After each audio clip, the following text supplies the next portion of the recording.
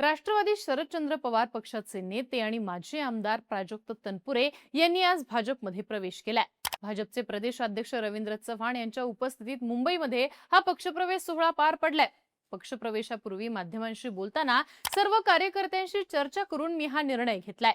जयंत पाटील आणि शरद पवार यांच्याशी बोलण्याची माझी हिंमत झाली नाही। मी सुप्रिया सुळेंकडे माझी आपबीती मांडली आहे, असं तनपुरे म्हणाले। मतदारसंघाच्या विकासासाठी आपण पक्षप्रवेश केला असं तनपुरे सांगतात। पण खरं तर राहुरी पोटनिवडणुकीच्या वेळीच रवींद्र चव्हाण आणि राधाकृष्ण विखे पाटील यांच्यासोबत बंद दाराआड चर्चा, त्याच वेळी देवेंद्र फडणवीसांशी फोनवरनं चर्चा आणि निवडणुकीतली तनपुरेंची माघार यावरूनच ते भाजपात जाणार आहे हे त्यावेळीच फिक्स झालेलं। फक्त टायमिंग कधी जुळणार याचीच वाट तनपुरे बघत होते। अर्थात हे टायमिंग आता जुळून आलंय, कारण लागलेल्या स्थानिक स्वराज्य संस्थांच्या 17 जागांच्या विधान परिषदेच्या निवडणुका, राहुरीमध्ये भाजपसाठी माघार घेतलेल्या भाजपकडनंच अहिल्यानगरचं विधान परिषदेचं तिकीट आपल्याला मिळणार हे फिक्स झाल्यानंतरच त्यांनी भाजप प्रवेशाचा आपला निर्णय जाहीर केला आणि आज पक्षप्रवेश झालाय। पण या सगळ्यात महत्त्वाचा मुद्दा आहे तो म्हणजे प्राजक्त तनपुरेंच्या भाजप प्रवेशानं बदलणाऱ्या राजकारणाचा। फक्त नगर जिल्हाच नाही तर महाराष्ट्राचं राजकारण यामुळे ढवळून निघणार आहे।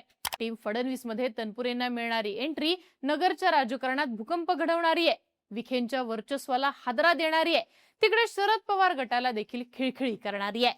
तनपुरेंच्या भाजप प्रवेशाने एकंदरीतच राजकारण नेमकं कसं बदलू शकतं पाहूयात आजच्या व्हिडिओतनं।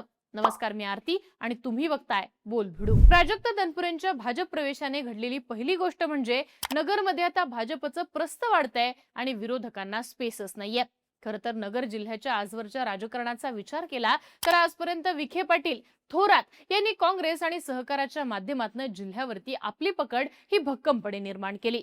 पण विखे पाटील हे भाजपमध्ये गेले आणि नगर जिल्ह्यातल्या काँग्रेसच्या वर्चस्वाला हादरे बसायला सुरुवात झाली। खरं तर शरद पवारांनी आपल्या मुलासाठी जागा सोडायला दिलेला नकार हे विखेंच्या नाराजीचं आणि काँग्रेस सोडण्याचे कारण ठरलं आणि त्यांनी त्यावेळी भाजपचा रस्ता धरला होता। भाजपच्या माध्यमातून विखे पाटलांनी आपला जम नगरमध्ये पुन्हा एकदा चांगलाच बसवला। सत्तेत येताच विखेंना मंत्रिपद देखील मिळालं। मधल्या काळात त्यांचे मोदी शहांशी वाढलेले संबंध पाहता ते भाजपकडनं मराठा मुख्यमंत्री म्हणून प्रमोट केले जातील अशा देखील चर्चा झाल्या। पण भाजपने मात्र असा कोणताच निर्णय न घेता फडणवीस हेच भाजपचे मुख्यमंत्री असतील हा आपला निर्णय कायम ठेवला। पण एकीकडे विखे पाटलांच्या भाजपात येण्यानं भाजपनं नगरमध्ये घुसायला सुरुवात केली, दुसरीकडे राम शिंदे, विवेक कोल्हे या नेत्यांच्या माध्यमातून देखील भाजपनं नगर जिल्ह्याच्या राजकारणात आपली पकड भक्कम केली। तिकडे विरोधकांची फळी मात्र नगरमध्ये हळूहळू खिळखिळीच होत गेलीय। तनपुरे देखील आता भाजपमध्ये आल्यानं भाजप आणि महायुतीचा नगरमधला आकडा हा वाढलेला आहे। विरोधकांकडे फक्त आता माजी आमदार बाळासाहेब थोरात, गडाखांचं घराणं आणि खासदार निलेश लंके असे मोजकेच नेते उरलेले आहेत। रोहित पवार जरी कर्जत जामखेडचे आमदार असले तरी त्यांच्या राजकारणाचं मूळ आणि त्यांची ताकद नगर जिल्ह्यात नाहीये। दुसरीकडे थोरातांचे भाचे सत्यजित तांबे हे देखील भाजपच्याच पाठिंब्यावर निवडून आले। बाळासाहेब थोरात विधानसभेला पडले तेव्हापासूनच त्यांचाही नगर जिल्ह्यावरचा होल्ड कमी झाल्याची चर्चा होते। त्यामुळे सध्या तनपुरेंच्या पक्षप्रवेशाने भाजपने संपूर्ण नगर जिल्हा काबीज करण्याची तयारी केली असं म्हणता येतं। 2024 मध्ये भाजपला नगर दक्षिणच्या जागेवर फटका बसला तर शिंदे सेनेला शिर्डी गमवावी लागली। त्यामुळे या दोन्ही जागांवरचा फटका भरून काढण्यासाठी 2029 ची तयारी भाजपने आतापासूनच सुरू केली आहे। फडणवीसांनी प्राजक्त तनपुरेंना घेऊन साधलेला दुसरा डाव म्हणजे टीम फडणवीस विरुद्ध विखे पाटील। राधाकृष्ण विखे पाटील आणि सुजय विखे पाटील हे जरी देवेंद्र फडणवीस यांचं नेतृत्व मानत असले, त्यांच्या भाजपात येण्यामागे फडणवीसांचा हात असला तरी सहकारातून आलेल्या विखेंच्या महत्वाकांक्षा या फडणवीसांसाठी नेहमीच अडचणीच्या ठरलेल्या आहेत। आजपर्यंत विखे पाटलांचं राजकारण हे जिल्ह्यावरती आपलंच नियंत्रण असावं अशा पद्धतीचं राहिलेलं आहे। पण देवेंद्र फडणवीसांचं राजकारण मात्र कुठल्याही एका व्यक्तीच्या किंवा घराण्याच्या ताब्यात जिल्हा जाऊन द्यायचा नाही असं राहिलेलं आहे। दुसरीकडे विखे पाटील पिता पुत्रांचे हायकमांडशी चांगले संबंध आहेत। अशा परिस्थितीत फडणवीसांचं राजकारण हे नेहमी चेक अँड बॅलन्स आहे। एखाद्या नेत्याला मोठं होऊ द्यायचं, पण त्याच्या विरोधकांना देखील बळ द्यायचं आणि नंबर 1 ची खुर्ची आपल्याकडेच ठेवायची हे फडणवीसांचं राजकारण। आता या सगळ्या परिस्थितीत गेल्या काही वर्षांमध्ये नगरचं राजकारण पाहिलं तर राम शिंदे आणि विवेक कोल्हे यांना फडणवीसांनी दिलेलं बळ पाहता विखेंना नेहमीच कंट्रोलमध्ये ठेवण्याचा त्यांचा प्रयत्न दिसतो। विवेक कोल्हे आता आमदार झाले आणि त्यांच्या नागरी सत्काराच्या वेळी अगदी काँग्रेसपासून ते सगळे विखे विरोधक स्टेजवरती एकत्रित आले होते।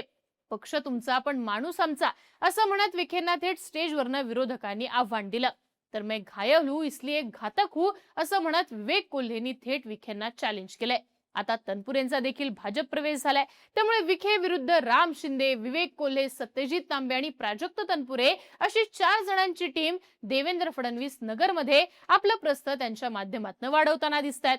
त्यामुळे विखेंच्या राजकारणाला फडणवीस ब्रेक लावतायत असं नसलं तरी मर्यादित प्रमाणात व्यसन मात्र घालतायत हे निश्चित आहे. आता तनपुरेंच्या पक्षप्रवेशामागे फडणवीसांचा तिसरा डाव दिसतो तो शरद पवारांवरती. एकीकडे प्राजक्त तनपुरे यांचा भाजप प्रवेश झाल्यानंतर लगेचच दुसऱ्या पक्षप्रवेशाच्या बातम्या हायलाइट मध्ये आल्यात. त्या बातम्या आहेत राजेश टोपे यांच्या. विधानसभेतल्या पराभवानंतर अक्षरशः अज्ञातवासात गेलेल्या टोपेंचा लवकरच भाजपमध्ये पक्षप्रवेश होणार असं म्हटलं जात आहे. प्राजक्त तनपुरे यांच्या रूपाने पहिला मोहरा गळाला लावलेला असताना आता टोपे देखील भाजपमध्ये गेले तर शरद पवारांच्या राष्ट्रवादीला हा मोठा हादरा असणार आहे. गेल्या काही दिवसांपासून दोन्ही राष्ट्रवादींच्या विलीनीकरणाच्या चर्चा बारगळलेल्या आहेत. अशा परिस्थितीत शरद पवारांच्या राष्ट्रवादीला हादरे द्यायला भाजपनं सुरुवात केली आहे.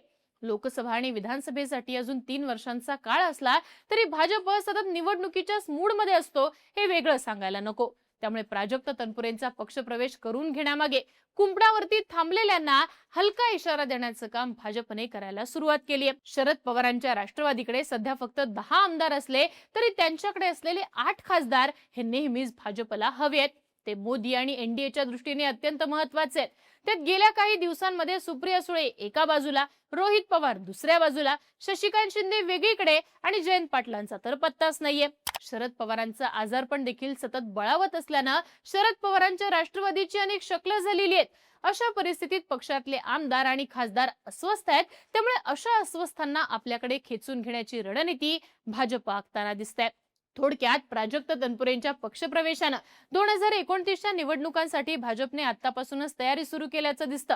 आता तनपुरेंच्या जाण्यानं नाराज झालेले शरद पवार पक्षाला लागलेली गळती कशी थांबवणार हे पाहणं महत्वाचं असेल. तसंच तनपुरेंचे मामा जयंत पाटील या सगळ्या परिस्थितीत काय निर्णय घेतात ते देखील भाजप भाजपात पक्षप्रवेश करतात का, त्यांना अजूनही भाजपची दारं उघडी असतील का हे देखील महत्वाचे प्रश्न उपस्थित होतात. या सगळ्या राजकारणाबद्दल तुम्हाला काय वाटतं? तुमची मतं आणि प्रतिक्रिया कमेंट बॉक्समध्ये लिहून नक्की कळवा आणि बोलबिडीच्या YouTube चॅनलला सबस्क्राईब करा.